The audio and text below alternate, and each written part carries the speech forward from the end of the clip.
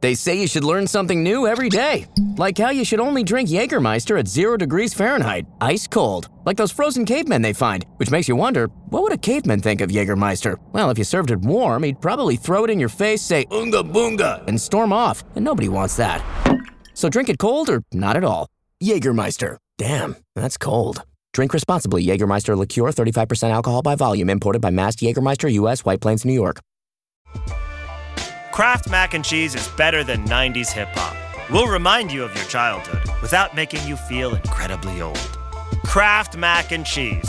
Best thing ever.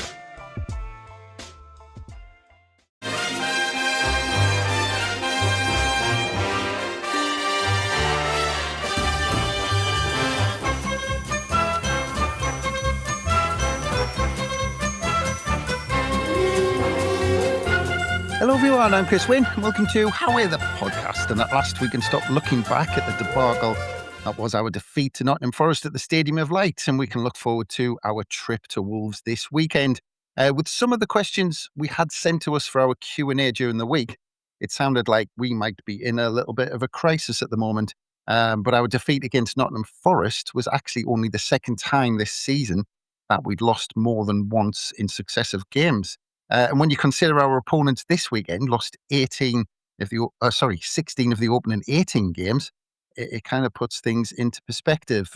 So to find out all about how Wolves got into the position of returning to the Championship after 8 years in the Premier League, as well as the game this weekend, of course, we are delighted to have Dave Azzopardi with us from Talking Wolves. Hello, Dave. Hi, mate. How's it going? Yeah, not bad. As you can see, flustered playing taxi with the kids and all that sort of stuff. But I'm focused now on Sunderland Wolves. How are you doing? You all right? Yeah, other than the football, mate, all good, thank you. Just enjoying the slightly nicer weather here in the Midlands. But it's pretty much every time I do a podcast or a chat with an opposition fan similar to these, it's quite depressing to talk about. But I suppose I'm used to it now. I've pretty much been doing it since game week 1, I'm afraid. Yeah, that's it. I mean, actually, just kind of, we'll get into all the ins and outs and kind of hows and all that. But when it came, was it almost a relief when it was confirmed with especially the start of the season you had? It was really weird because it has been about 10 days now because it got confirmed after West Ham drew last Monday. And I didn't really know, like, on the build-up to it, because it could have happened on the Saturday against when Spurs dropped points against Brighton, and then it carried on to the Monday. And I was half expecting to feel like a weight off my shoulders or a relief, but there was nothing really. I was quite numb to it, but I don't know if that's because I've just been expecting it for so long. So when it happened, it's just like, ah. So, I think it's just, I've just been used to it now for the last few months with the expectation that Wolves are going to be a Championship side next season. So, yeah, there wasn't any sort of major weight off the shoulders or anything like that, weirdly. Yeah, well, I'm just looking there. You've got 17 points, and of course, Sunderland have been relegated on 15 points and 19 points. So look, we're with you. We know exactly how you feel. We've had seasons like this twice certainly in my living memory, that's for sure. But before we get into Wolves properly, I mean, tell me about kind of Talking Wolves, because how long has that been going? So we started it actually the year we came up to the Premier League under Nuno. So pretty good time to start the podcast, to be fair. And it's just gone from strength to strength, really. Just wanted to do it as like I'll do my own little YouTube bits, talking about the Wolves and things like that. And somebody who's sort of on the rise of fan channels, so somebody came to me and says, you should do it a little bit more seriously, because I was just doing it as a bit of fun, really. And I was very friendly with other lads that had done sort of social media. We joined together, and they've gone off and done their own thing, and I sort of stuck with it. And it's gone from strength to strength, really, from a really decent social media following, a decent size YouTube page and podcast now as well. So that's why next season is going to be quite interesting, because all I've known really is a promotion and then Premier League years. And now it's going to be, our first sort of time back down in the Championship properly since I've done the page. So I'm quite excited for it, weirdly. I think, going to have the opportunity to, speak to new fans and different clubs and so on, see different players. So although the quality of football possibly isn't going to be as great, I think it'll give me much more unique talking points, let's say, to chat about next year. Yeah, that's it. One of the biggest differences we found was, of course, like the lack of midweek games.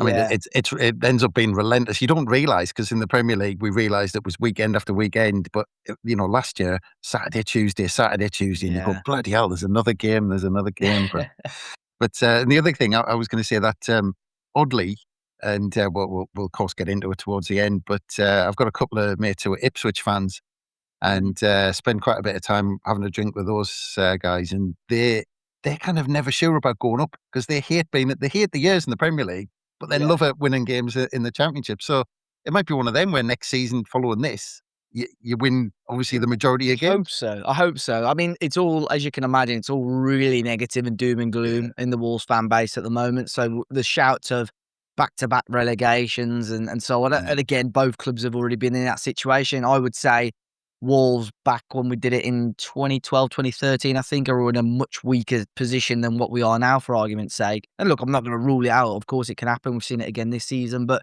yeah, I'm looking forward to us hopefully scoring more goals and winning more football matches. So, yeah, part of me is a little bit excited, although I still do obviously want to be a Premier League football team. Yeah. Bring on Sincil Bank Yeah. and obviously the Spurs Stadium as well. That'll be a good one to play in the Championship. But we'll see what happens there. But actually, you talked about the back-to-back relegations there. So how far does your love of Wolves go back? And was it just kind of passed down through the generations like most of us football fans? Yeah, pretty much. I'm born and raised in Wolverhampton anyway. My family setup is not strange. It's not strange, but my granddad. Well, saying that, my one granddad was a big Wolves fan, so he used to take me to Wolves games whenever the season ticket was free. My other granddad originates from Malta, and over there, it's, as you can imagine, a massive Manchester United fan club over there. So he's lived in Wolverhampton a long time, so he's sort of got a affinity to both teams really. But obviously I sided with Wolves and then got my first season ticket. It'll probably make some of the listeners sound a little bit old because I think my first season ticket was probably like 2012. But that was I might cry at this point. yeah, sorry. Wolves had I was following Wolves a long time before that anyway, but that was my first proper season ticket. And weirdly, it's when Wolves had just come down from the Premier League. So we lost McCarthy and so on. And I got that season ticket thinking, we've been in the Premier League a few years. We can really push on this year. And again, I watched Wolves get relegated again. But weirdly, it was a good time to start really passionately following the club because, we were in League One the following season. I had the opportunity to do loads of away games. I went to grounds that I probably won't go to again without being disrespectful to some of those clubs. And really been quite lucky to see the rise of Wolves in that time because we're only back in the Championship for 2 or 3 years before we bounce back into the Premier League again. So I have been quite fortunate, and that's why I was quite reactionary. And I think a lot of us are. When I was a lot younger, I was really reactionary to things because when I first got my season ticket, I thought, Wolves are going to just bounce straight back, and that wasn't the case. So when I went down to League One, it sort of made me realise a lot of things, and that's why I always try to read into news and rumours and what's going on at the club a little bit more glass half full than glass half empty at the moment. So it stretches back almost 15 years now, really, since properly following the club anyway. Yeah. It is interesting, though. You talked about that League One year, and of course, you won that League One title 2013, 2014. And it'll be a bit like Sunderland, actually. Those Wolves fans who went through that, they would have almost kind of loved the years in the Premier League, probably more so than a club who's been in the Premier League for 20 years. Because it's like Sunderland now. All those people who followed the club in League One and have followed them all the way back up know how much that hurt for 4 seasons in League One, and we're enjoying it. It tastes even sweeter now. Yeah, it's a really strange dynamic though because I mean it's way before my time, but it's certainly in the 80s. Wolves are in a horrible state as a football club, really close to going completely, and that's why a lot of the people that are still quite negative and moan about the football club are people that were around in that era, which really surprises me. But I think it's more to the fact that in our modern era, Wolves had been in such a good position, and it was just pure like negligence from the owners, which is why we're back where we are now. And they started this project 10 years ago, and because of their own mistakes and own daft errors that they're making, they're almost back to where they started again. So I think that's where the frustration is coming from with Wolves fans. And look, I wasn't there during the 80s. I can't even imagine how bad it was, but it is quite interesting to see that some of the people that were there and lived through those times are still really angry with what's going on at the football club at the moment. Yeah. And just one quick silver line before we move on about next season is, of course, it must have been a while since you've played West Brom. Yeah, I mean, we had them in the FA Cup a couple of years ago, and that Right. was really tasty. And I don't know if you remember, ITV picked it for an 11:45 kickoff. The FA match was just before, so That early. tells you a lot, doesn't it? Yeah, and then obviously it all kicked off there. But in the league, we played them during COVID, so there were no fans, and we didn't beat them, annoyingly. I think it was a draw and a defeat. And then the time before was when they beat us 5-1 in the league, and McCarthy Right. got sacked. So in a league fixture, that was 2012. So yeah, nearly 14 years since we last played them. I'm. It's one of those, like, I believe that next season we should have a stronger playing squad than them, but their form and their record against us in league football is really, really good. And I've said to people, Wolves could win the Premier League and win the Champions League and lose 2 fixtures all season, and they would both be against West Bromwich Albion. So yeah, that'll be a tasty one, I think, next season, definitely.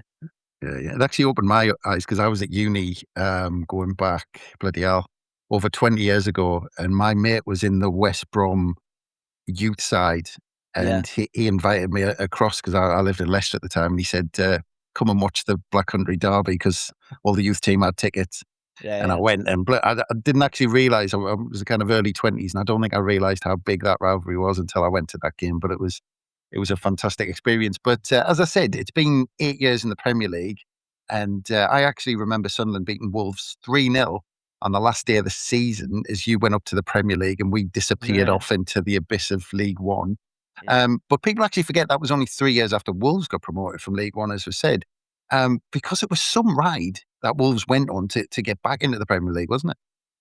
Yeah, it was really strange couple of years after that, to be fair. So obviously when we'd gone down from the Premier League, McCarthy was sacked, and I think they panic sacked Mick McCarthy at the time because obviously we'd lost 5-1 to your fierce rivals with loads of pressure from the fans. And what they should have done is maybe just take a breather, say, if we sack him, who are we getting in? Because when they sacked him, there were so many people lined up. There was Neil Warnock, Steve Bruce, Alan Kirbishley, and in the end, Oof, what a list that is. yeah, I know. The real Premier League merry-go-round of managers back then, but none of them obviously ended up getting the job for whatever reason, and we ended up with Terry Connor, who again, very good coach, but he's one of those that never made the push to be a good manager. And ultimately, he was Mick McCarthy's right-hand man for a long time. Any tips that he was having were off Mick McCarthy, so it didn't really make much sense anyway. And then we went down. They tried to go a different direction, get Ståle Solbakken in, who weirdly now is the Norway manager. So he'll be at the World Cup. And he tried to take. Now, Mick McCarthy played very, I'm not going to say sort of boring or dinosaur type football, but he played very structured, sort of 4-4-2, 4-4-1-1 style football. And Solbakken tried to change that all up. He'd been managing for Cologne in the Bundesliga. Trying zonal marking from set pieces and things like that was just unheard of. That went pear-shaped, got Dean Saunders in. As you can imagine, that went pear-shaped, and then it ended up in League One. So Kenny Jackett was like the perfect manager for them, really, because he really, cleared the decks. There was a lot of sort of a hangover from that squad of Premier League players. Roger Johnson was still with us at the time, who'd been, really toxic between him and the fan base. Cole Henry, who was a club captain, but just probably overstayed his welcome slightly. So Kenny Jackett was ruthless with it, really, got rid of all of those, got us back into the Championship. And he was really unlucky that first year back in the Championship. I think we missed out on the playoffs on goal difference that year. And the following year, I think the club were ready to be sold at that point. So in terms of investment, they didn't really invest. I think they sold Benica Phobie in the January, who was probably our best player. And Kenny Jackett did quite well on the face of it because he grinded out a lot of draws. I can remember at home, there's probably 3 or 4 0-0 draws on the bounce, which at the time you're thinking, oh God, this is awful. But to be fair, with the tools that Kenny had, I think he actually did an okay job. And then Fosun, the Chinese guys, took over. And now when I look back, I feel it was a little bit unfair on Kenny Jackett to sack him, because I actually think with the finances, he would have done a great job at pushing Wolves back into the Premier League. But they got rid of him and brought in Walter Zenga, who again was before my time, but he was an Italian goalkeeper back in the 90s. You'll know. I remember my first proper World Cup was 1990, and I remember watching him in that World Cup. Yeah, so he came in, and again at the time, you look at his CV, and it's more clubs than Tiger Woods, that sort of thing. He came in, and Wolves. It was quite a late takeover as well. I think it was sort of probably late into June.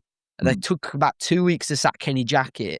They brought Zenga in, and they were just throwing loads of money. And Jorge Mendes was involved already at this point, so loads of players that weren't getting a kick at Benfica and Porto were coming in. And Zenga had a really strange start because he won a couple of games. He beat Birmingham, which at the time was quite a big fixture for us at St Andrews. Mm. And then he went on an awful run. I think Barnsley beat us at Molineux 4-0. And you were like, flipping heck, like it was an awful result. And he ended up getting sacked to Paul Lambert coming in. There was actually a worry of relegation at some point, bearing in mind Fosun had spent that much money. And Lambert sort of steadied the ship, but there were a lot of noise about him potentially going and being replaced. I don't think he particularly liked the recruitment policy of Jorge Mendes getting involved. But I think with any football fan, as soon as like at the time, we never really had this foreign influx of players, and it's quite exciting when he first starts. And then there was all this noise about Jorge Mendes having someone lined up to replace Lambert, and everyone's like, okay, yeah, we're done with Lambert. Who bring it on? Who's next? And thankfully, it was Nuno who, completely transformed the way that the club worked sort of on and off the pitch. Connor Cody, who'd been at the club sort of 3 or 4 years prior, plays a holding midfielder, played as a right back the year before, became this sweeper who eventually broke into the England setup as well, all because of Nuno. And yeah, that championship season, mate, obviously Sunderland were in the same division at the time. Sunderland were the only team that we didn't score against that season, by the way. You finished rock That was ridiculous, by the way. I know. Because we The were home awful. game at Molineux was a dreadful match, and then I went to the stadium of on that final day, expecting a little bit of a party, and yeah, we were awful. I think the players were all very much on the beach that game. And And you then finished on 99 points, of course. yeah, which was for my OCD probably didn't do much. But yeah, and yeah, the rest is history. I mean, yeah, Yeah. getting back into the Premier League. So it was a strange journey, and I think looking back now, I think some really. I'd actually relive it all again because maybe not that second season of Jacket because some of the results were awful, but the rest of the time was really entertaining. Really. Yeah, well, you mentioned Mendes, of course, and there were some questions asked at the time about how Wolves were going about their business with agents and all of that. I mean, what did Wolves fans think about the rest of football questioning that? Because there was nothing kind of wrong with it. There's nothing against the rules with it. It's just everyone seemed to be pointing the finger at Wolves. I mean, did Wolves fans even care that was the case? I think fans. I don't think they cared that, as in that, we're doing it. And I don't think there was ever at that point any Wolves fan saying, this just seems a little bit off, like this seems a bit off. I think we're just lapping it up saying, yeah, whoever you've got, he got the nickname Uncle George and, we still call him that to this day, and I think at times when Wolves are struggling and some of the sort of the Portuguese lads or whoever he brings in are struggling, I think there's a lot of fingers pointed at Mendes saying, you've ripped us off again. Because look, not every single one of his signings has been great. We signed Fabio Silva from him 35 million. Gonzalo Guedes, who's actually doing okay in Spain this year, but spent another 30 plus million on him and he was awful at Wolves. So I actually think Wolves at times keep trying to steer away from him and doing their own thing. But when they do their own thing, it goes even more wrong. So I think Wolves fans just say, right, let's just let Mendes, or at least let him have a say in what's going on. So I can understand from the outside, it looks a little bit ropey, but ultimately, I mean, the fact is that Guest Dispute, who Jorge Mendes' agency, are part owned by Fosun, who are our owners. So, there's an interest in there for them to bring in those players. So yeah, I mean, at the time, Wolves fans weren't that bothered. I think it was Leeds, when Leeds went through that spell of just seeing, blaming everything on everybody else. Yeah, it was that really trying to point the finger, and it was, I think, a little bit of a jealousy thing, really. And Villa, because Villa were fighting towards the top end of the table. But yeah, thankfully, I think the FA looked into it and saw there was no wrongdoing. Yeah, absolutely. And then, of course, back in the Premier League, finished 7th in the first 2 seasons back in the Premier League. And I think, quickly looking, you have to go back to the 70s, I think, when Wolves finished in those positions kind of on a regular basis. I mean, at that point, back in the Premier League, using this new system, Espirito Santo in charge, I mean, it must have been a bit of a dreamland for Wolves fans, considering, League One wasn't that long ago. Yeah, it was fantastic, especially, well, both of those seasons are frustratingly, the second season was sort of cut in half by COVID and obviously the break in the season. But the first year was fantastic, and it had its ups and downs, to be fair, because I mean, in terms of league football, he struggled a little bit, Nuno, at the start. He grinded out a couple of results, but the form wasn't exactly hitting some of the heights that some fans possibly hoped for. But really kicked on probably sort of from November, January onwards, and got us into the FA Cup semi-final, so a trip to Wembley, which we lost after being 2-0 up, which was devastating. Like, I've never watched the highlights back from that game, and I don't think I ever will. And yeah, that's a sore subject for a lot of Wolves fans. But thankfully, we stuck with 7th and we got European football out of that as well. And then the following season, just it got to the point where going into the new year and before COVID stopped the season, I fully backed Wolves to give anybody in world football, especially across 2 legs when we were in Europe, a good game, because we were so good. We were, I think before Project Restart, we were 5th and a couple of points away from the top 4. And we were on a really good run of form. We'd just beaten Spurs at their new place before the break. And then on paper, our fixtures were featuring like Sheffield United and Burnley and things like that. Everton, it's like really winnable fixtures. And we had that break in the season and we just couldn't seem to get that momentum back, which is annoying. And we did finish 7th again, but because of cup winners and things like that, we missed out on Europe that time around, annoyingly. And then we got to the quarters, I think, of the Europa League and lost out to Sevilla. So yeah, that was phenomenal. Those first couple of seasons were fantastic. Yeah. And then after that, there's been kind of 4 years bobbing around mid-table since those 7th place finishes, and you've had 5 managers in just less than 5 years. And you talked about that COVID break. I mean, does it go back to that point? Does it go back to Nuno leaving? I mean, what point do you go back and say that was when it started kind of stagnating? Yeah, there was probably 3 sort of moments that I could pinpoint. The one was probably COVID, because I think like the fans was just phenomenal. I don't think the atmosphere has ever recovered at Molineux from pre-COVID anyway.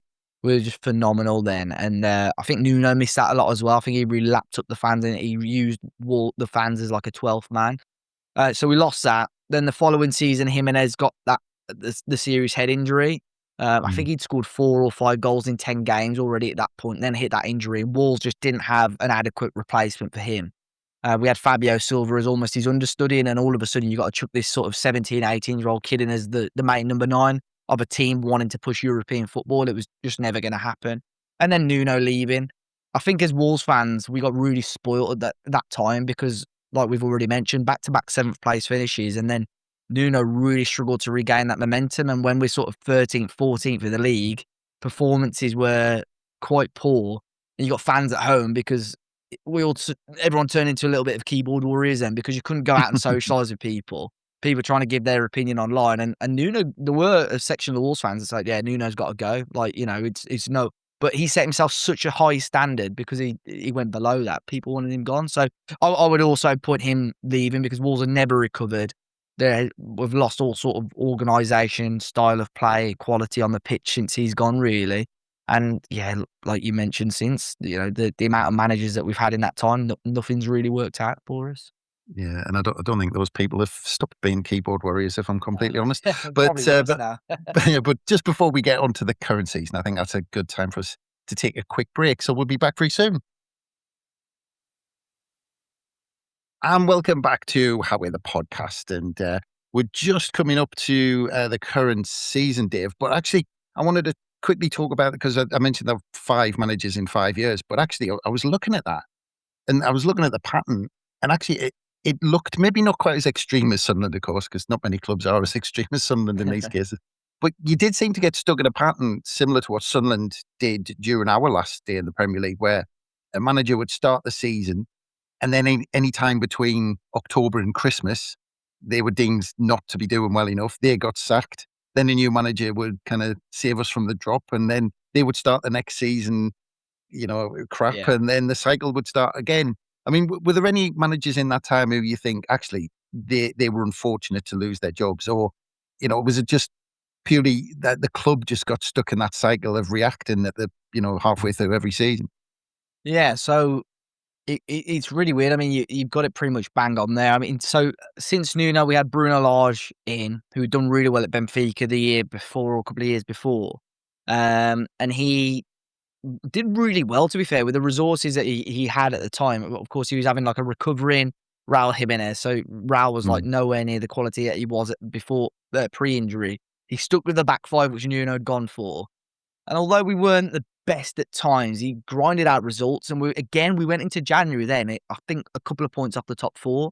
And really what Fosun, the owner, should have done was like, right, here's 30, 40 million. We'll back you. You know, we'll bring in a couple of players to strengthen this squad. Because on paper, I don't think he was strong enough to be in that position anyway. And what they did, they ended up letting Adama Traore go out on loan to Barcelona, which was, I think, more of a romantic move for them, saying, oh, look, we can deal with Barcelona and we get him to play what he wants, which really peed off Bruno Lage and his staff. And in the end, it was a turning point. I think we played Arsenal like within about 3 or 4 weeks.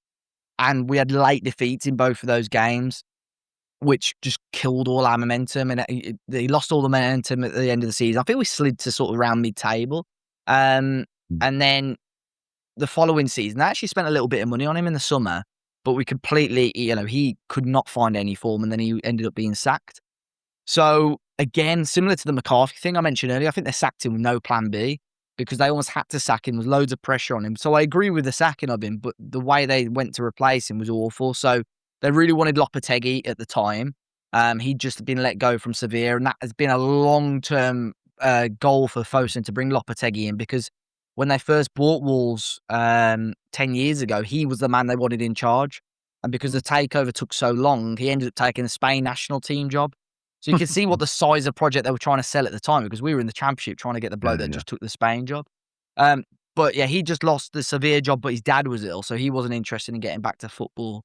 We then tried to get Michael Beale, who was obviously at QPR at the time doing quite well, and that was advanced. Wolves had permission to talk to him, and he rejected us.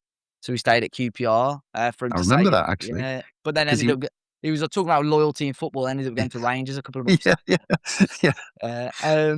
And then weirdly, there was like a U-turn on Lopetegui. So I think Wolves had gone to Spain to really try and convince him. I don't know if his dad's health got better or whatever, and Lopetegui had come in. But at that point, you've already lost like 2 or 3 weeks straight away.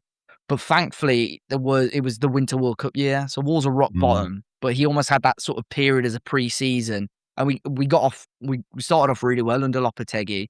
Backed in quite heavily in the January, brought in some good experience. Mario Lemina, Craig Dawson had come in. João Gomes, who obviously is with us now as well.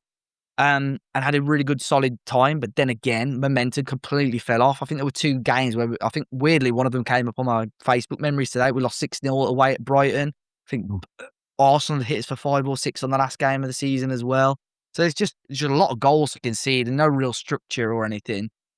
And went into that summer really uncertain on his future. And he did these really weird interviews without Wolves' permission with Gilles Balaguer, the Spanish journalist who was good friends with him. So Balaguer would be at the pre-season camp. Wolves wouldn't know. And they'd go back to the hotel, and Balaguer would do a really ropey, poor quality like podcast interview with Lopetegui. Goes out publicly without the Wolves knowing. Basically him saying, I need to be backed by the club. I need money being spent. And like Wolves are like, well, I think the Wolves were told about an hour before it was going out. So then you're thinking, what on earth is going on here? And he just said to the club, look, I don't want to be here. This was a week before the season started. It was our last pre-season game. He says, look, I don't want to be here. You're not back me. I want to leave. So Wolves are like, fine. I think they'd had enough of what he was trying to do. And again, left us in a bit of a issue, with a bit of an issue. And Gary O'Neill came in. Again, wasn't the most attractive appointment at the time. But ultimately, when you've got a week before your season starts, who else is going to join? And again, Gary had a great season the first year, considering the resources he had. He lost some key players. Lost, I think Neves had gone at that point. He'd lost some good players.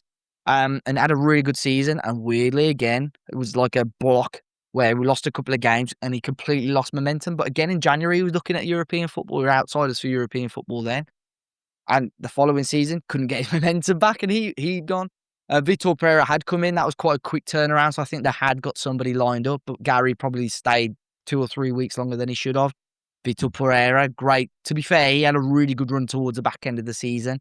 Faltered like the last 3 or 4 games, but had an awful pre-season last summer. Really poor. Didn't win a single game in pre-season. The recruitment, which was under his control, was awful. Had an awful start to this season. And then ultimately we are where we are now. Rob Edwards coming in because Wolves have put themselves in such a bad position that nobody else will take the job. And Rob has really struggled to gain any sort of form and any sort of momentum. Really. Yeah. Well, you mentioned Pereira starting obviously in the dugout, but looking back to the summer, you sold around, well, I make it, there's probably more, but 200 million quid's worth of players left the club. Yeah. I mean, were fans looking at the type of pre-season that you were talking about, the players leaving, were they just resigned to the fact that this was just going to be a long, tough season? Or was there a bit of optimism around? Weirdly, again, and there still is, I think Sunderland fans probably have it the same. There's a real split in the fan base in regards to that. So Vitor had ended the season. I mean, he had these 6 wins on the bounce, and then I think he dropped points in the last 3 games. I think we lost to City. I think we lost to Palace off the top of my head, and then we drew the final game to Brentford. And we knew that at least Cunha was going to go because he kept putting out these stupid sort of cryptic messages on Instagram, and he actually bit at us because I posted one of them, and I was having a to and fro with Mateus Cunha on Instagram, and I said, why do you never comment when I'm praising you and putting all these stats about how good you are, and then you'll bite when I'm posting about something that you've said yourself. And so he went, and Ait Nouri went, but that was right at the start, pretty much before the window had even opened. So you've got this chest of money there that you think, okay. And Wolves wanted to change things completely. Vitor Pereira was like, yeah, I'm confident it will stabilise next season, and then following years we push and go for it. So he has this pot of money, and Wolves gave him all the control to spend it. Really, Wolves ended up pretty much moving on their sporting director who'd been at the club years as in different roles, like as a scout and head of recruitment and things, to bring in a friend of Vitor Pereira's. And the quality of recruitment is so poor. Like they brought all the players they brought in had a total of 0 Premier League minutes, which again I don't think is the be all and end all, but I think it's still a big thing that you do have to consider, or at the very least, top 5 league experience, which they didn't have. And he, because of the pre-season, he started off the season dreadfully, and again just couldn't get anything to work. He was changing system, changing players, nothing would click for him. So ultimately, he had to go. And yeah, but frustratingly left us in such a poor position in terms of league position, and then in terms of playing squad, that it was going to be such a difficult job for whoever took over, really. Yeah, well, he said he had to go in the end, and I think, obviously, I think he lost 8 out of the first 10 this season, of course, and then you said, well, he had to go. There was a big, long, drawn-out process with Rob Edwards, with being at Middlesbrough. Middlesbrough were doing well, and it seemed like Wolves were really fighting to get him. And I don't know the ins and outs, but what were the fans thinking when Wolves were going all in to get Rob Edwards from Middlesbrough? Again, we talk about splitting the fan base. I know what it's like when Sunderland's appoint new managers and you never get a consensus. Was it the same with Wolves? Yes, I think similar. I think the one thing that possibly won a few Wolves fans over was the fact that he wanted the move. Um, I remember at the time some areas of the press saying he's like a Wolves legend and things like that. He's not a Wolves legend. He played a decent amount of games for us, and he wasn't disliked at the football club. But he started his coaching career at Wolves and did really well with the under-23s at the time, and won then the Premier League too and things like that. And then he has gone on to have an okay coaching career. He's won promotions, he's won titles at Forest Green, obviously got Luton up and so on. So when I think there were, probably in hindsight now, there were better options out there. And I know they'd spoken to people like Ten Hag and things like that. And you think, caliber of manager, yeah, okay. But if for whatever reason, I mean, Wolves are in a poor position. If he didn't get us out the bad situation that we're in, is Ten Hag going to be the right man to create a positive atmosphere? Or is he going to be the right man that stick around next season? No, I don't think so. So I think Rob Edwards at the time as a long-term move made sense. I think Middlesbrough sort of publicised it as a lot worse than what it was. I think he actually had a release clause in his contract that Wolves activated, but Middlesbrough were making out that they were being really funny about it. But it did split the fan base, and it still splits it now. There's a lot of people that don't want him to be the head coach of Wolves next season, and there's still some fans that think he deserves the opportunity to lead us. And so that'll be a really interesting debate for the next few weeks as well before the end of the season. Yeah. Well, I mean, I was looking at the start, and Rob Edwards lost his first 7 in charge of Wolves, and they were still looking for a win after 19 games of this season. I mean, was there a point where the fans, the manager's gone, you've appointed a new manager, still losing games? Was there a point where the fans started, pointing fingers at the players on the pitch or up at the boardroom rather than Rob Edwards? Yeah, so the boardroom definitely, and this was sort of just before Rob Edwards was sacked. Actually, no, not sacked. Rob Edwards was brought in. Sorry. So Mm, the Vitor was sacked, and then I think at the time they were. I think the whole appointment process was a little bit of a mess, and they were really pushing to get Gary O'Neill back, which he's actually doing okay at Strasbourg at the moment. So I think he has mm, changed and probably learned a lot as a head coach. But at the time, it just seemed such a farce to bring him back after you just sacked him like less than 12 mm, months before. So Wolves fans actually raised their concerns about it, and then, like we mentioned earlier, from the 7th place finishes, Wolves have finished lower and lower and lower mm, season on season, and we've been circling the drain for the last couple of years. So it was basically we as fan groups, we put a letter out addressed to the board saying something needs to change, um, and the club sort of brushed it off at the time. mm, Um, I actually the club messaged me as like the podcast and says the chairman, who was Jeff Shee at the time, wants to speak to you and wants to see you, and basically it was a discussion to try and clear up a few of the things that had gone on. I'm not overly critical. I'm not very mm, negative, and I'm not very sort of abusive as such. There's some places and podcasts that will really send for certain members of staff or players or owners. I've never done that, so I think he knew that he could have a reasonable conversation with me. But I think it was a worthwhile conversation. But I could tell probably about 10, 15 minutes into meeting him that he's trying to do this to get in my good books and mm, also pushing blame onto every other person apart from mm, himself. So I think it was a very valuable thing because I learned a lot of things behind the scenes, which is good. But then at the same time, I thought I'm really not sure about this. But it really kicked off a couple of weeks after. There were protests about him and his being the chairman of this football club. So it was the Manchester United game. Rob Edwards was in charge at this point, early December. It was a Monday night kickoff, so it was on Sky, and we did sort of a delayed walk into the ground, about 15 minutes. So mm, Sky really publicised it, to be fair. They spoke about it. They mentioned all the podcasts involved. So in China, this would have been a well-watched fixture. So the owners are like, right, okay. And a couple of weeks went on, it wasn't getting any better. Obviously, when you're losing football matches, it doesn't help the situation either. And I said to somebody at the club, I said, if you want to try and resolve things, you need to get the rest of the podcasts and the fan groups that are involved in this protest in front of Jeff Shee to address it. Um, and they were and ahhing, and in the end, they agreed to it. And I said, right, okay. really? And then about 2 days later, Jeff Shee was sacked by Fosun. So he's Wow. gone, and they brought in another lad, Nathan Shee, who's no relation apparently, as the chairman. So he's making positive steps at the moment. We did have the pleasure of meeting him in January in the end. It was probably maybe 4 or 5 weeks after the original protest started. So that has calmed down from that front now. But he's got a massive job in his hands because the relationship between the fans and the owners of this football club is almost non-existent now. Mm, But he's doing the right things, touch wood. Season ticket prices have been lowered. I think internally at the football club, I think they seem a little bit more comfortable and happier with him in charge. But his number one task next season is to get Wolves back in the Premier League. And he said that, there's pressure from the guys at the top in China that Wolves need to be back in the Premier League by middle to end of 2027. Otherwise, he's in a bit of trouble, I think.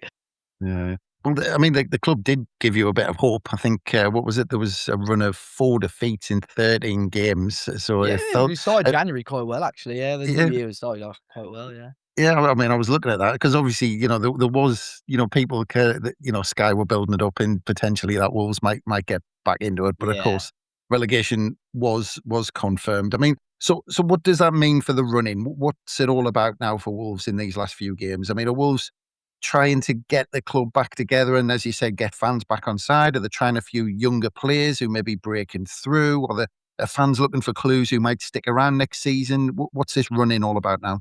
Yeah, so there's a few things really. There was a little bit of rotation against Spurs, and I saw a little bit of improvement, but still it felt like the same old Wolves really. I felt that Rob Edwards tactically probably left the handbrake on for a little bit too long against Spurs.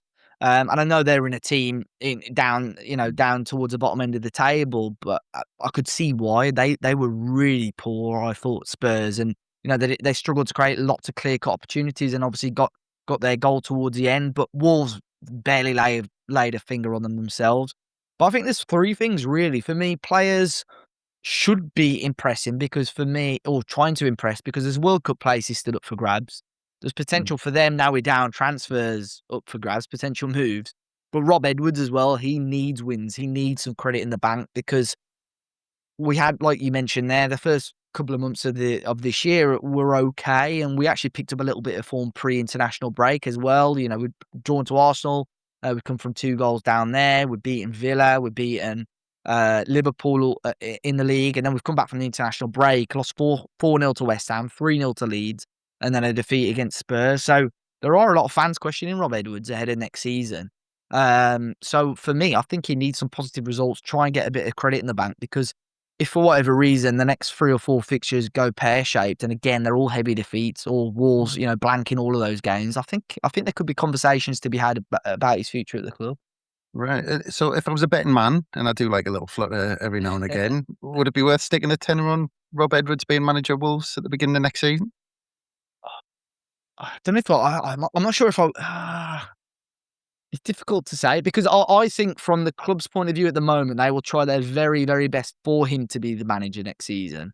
Hmm. But I think it will get to a point, like I said, where if the next few results aren't positive and, we lost the next 3 or 4 by 2 or 3 goals at least, I think he's in a bit of trouble. And I think Wolves can look at the relegation as a pure clean slate, get rid of him, bring somebody else in that maybe, I don't know, slightly more attractive name, maybe get Uncle George to have a look if there's any options out there. But I really couldn't. I mean, I'm not the best bettor anyway, but I really couldn't give advice on where I put my money at this point. I think he's actually up in the air in regards to his future at the moment. That's interesting. But obviously, just on the game in hand at the weekend, 3 straight defeats against West Ham, Leeds, and Spurs. I mean, is this Wolves side pretty shot at the moment? Are they kind of rock bottom in terms of morale? I mean, what type of side is Sunderland going to be facing? Yeah, I think it doesn't look like a team that has given up. But I just think it looks like a team that just aren't good enough to compete, which is strange because I look at some of the individuals in that squad, and I look at like João Gomez and Andre. I think they've been playing for Brazil in the last 12, 18 months. They're good footballers, but I just think the structure around them. I think we've got players with qualities, but our tactics and the other players around them don't suit the qualities that they have. It's trying to put, like square pegs in a round hole kind of thing. So I think the morale and confidence is there. I think the players want to do well, especially at Molineux. You got 29,000 Wolves fans, on your back if things don't go to plan. So it'll be interesting because I think Sunderland will be fragile from Friday, but I think it may not be the best time also to play Sunderland because there will be a reaction. They'll have a point to prove. So I am intrigued. I can't again. If I had to put money on the result, I probably would say Sunderland again are going to get the better of Wolves just purely because of what's happened for the previous 30 to 35 games of this season. But I don't know, Wolves could shock us. I think Rob Edwards does need to shake it up there. Yeah, I mean, just for the Sunderland fans travelling as well, I mean, what are they likely to see? Because are the Wolves fans a bit hostile to everything going on in terms of directed anger towards the board or the players on the pitch? Or are they still getting behind the team at home games? I mean, what type of atmosphere is it going to be? I actually thought the atmosphere against Spurs was okay, but all the sort of songs and chanting was about old players from sort of the years that I was mentioning earlier on, from the Nuno days, really. There were chants about Raul Jimenez, Ruben Neves, and all sorts, really. So, I mean, it was one way to get the atmosphere and people buzzing for it. It was just, as it is on Saturday. It was a Saturday 3 p.m. kickoff. The sun was out. I think a few fans had a few beers, which is absolutely fine to get it up and running. I think similar to what I mentioned towards the start of the show, I think a lot of us are numb to it now. We know what our fate is. And if we see some goals and so on, then brilliant. So I think if the players give you something to support on the pitch and a little bit of fight and determination, the fans are up for it and they'll back it. But the atmosphere at Molineux has been bang average at the best of times over the last sort of 12 months or so. So yeah, it'll be interesting to see what version of the Wolves fans come out on Saturday. But if Wolves start well, I think they'll be up for it. But again, if Sunderland make it difficult for us or grab an early goal, I think it'll be a long afternoon for Wolves. Yeah, well, to be fair, Sunderland haven't won at Molineux in the last 7 attempts. We have to go back to 1998 when Peter Reid's Sunderland beat Mark McGee's Wolves 1-0 with a late Kevin Ball goal, of all people. But neither side is on a great run of results. And you've said, if you had to go one way, you might say Sunderland might possibly edge it. But what type of game do you see it being? Because, is there a chance Rob Edwards might just take the shackles off this Wolves side and say, look, you've got nothing to lose now. Just go out and enjoy yourself and play football. I hope so, but I thought we'd see that against Spurs, maybe because the quality Spurs still do have, he was a little bit more reserved. But I would argue that Sunderland have equally as much, if not more, quality based on this season. So I think I'm hoping that Saturday was a lesson for him not to, leave the handbrake on. We've been playing back five all throughout the season. I'm hoping maybe we see that change to a back four, get a couple more players forward and test Sunderland a little bit more, and I don't mean this, I mean no disrespect by this, but, you conceded 5 goals. We've got to, Rob Edwards for me should not be going into this game thinking, let's play quite defensive and conservative football. We should be going at it and trying to see if we can break Sunderland as early as we can. But yeah, from what I think and what I think we should do, and from what Rob Edwards may think we should do, it could be different things. But for fans, I think we just want to see it all out, trying to get some goals and trying to get some wins, try and put a smile on the fans' face. Yeah, 4-4-2, get it in the mixer and all that sort of stuff. Long diagonal balls. Yeah. And the very last one, and we'll move forward a little bit past the game. What do you think of the chances of an immediate promotion back to the Premier League next season for Wolves? How are they going to shape up? Do you think the club's ready for relegation, and do you think they're going to respond to it well? Yeah, I mean, from all the noises that I'm getting, I think they're switched on over the last couple of years. I think every player pretty much has got a, I know it sounds daft, but relegation release clause. So financially, I think they back themselves up okay. A couple of the big players will go. João Gomez is already linked with a £40 million move. I don't know what the record is in the Championship for a sale, but that'll be up there. And straight away, and obviously, not every single penny of that 40 million is going to be going into the transfer budget, but there's more transfers than that going to happen. So Wolves should have quite a reasonable budget to try and get out of the Championship at the first time of asking. I think we've got that slight advantage of the expanded playoffs. Not that I'd want to be in the playoffs. I'm hoping that obviously we'll be fighting for the top 2. I don't think I can deal with the stress of a 6-team playoff, to be honest. But I mean, you guys did it the hard way, but I bet the feeling of winning the playoffs was just phenomenal. So, if someone could guarantee that I would win the playoffs, obviously I'd do it. But I want to get over top 2. There's no reason why we shouldn't. I think my slight concern is, and I think as of right now, quality-wise, we'd be able to compete with most, if not all, Championship teams. Obviously, our squad will change. It's so hard to say who will be here and who won't be here next summer, at the end of the summer, sorry. But there's a lot of teams going on some decent runs of momentum, like even Norwich, Southampton won't get automatic. So for whatever reason, they lose out in the playoffs. They're a team on some great momentum. So it's not just the 3 coming down. I think there's a couple of Championship teams in there at the moment that are going to knock on the door for that sort of top few spots next season. So I just want to see us win more football matches and score more goals. And I'm hopeful that we will be in the top 2, but I can't speak for many other Wolves fans because, again, like I said earlier on, it's a little bit doom and gloom for some Wolves fans at the moment. Yeah, it'll be interesting to see what happens at Wolves during the summer. But yeah, just quickly on Saturday, are you going to be at Molineux on Saturday? I will be. Yeah, I'll be there at Molineux. I'm hoping, again, as long as the sun's out, I'm hoping for a decent result. There's actually some boxing in the evening in Wolverhampton as well, so I'm going to that afterwards. Quite a big.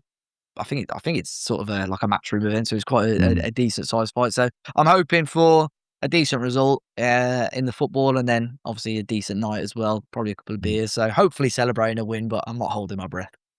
Well, I said, of course, other than the result, I hope you have a cracking weekend. And I also wish you all the best for next season. I really do. It'll be interesting, the Championship with us.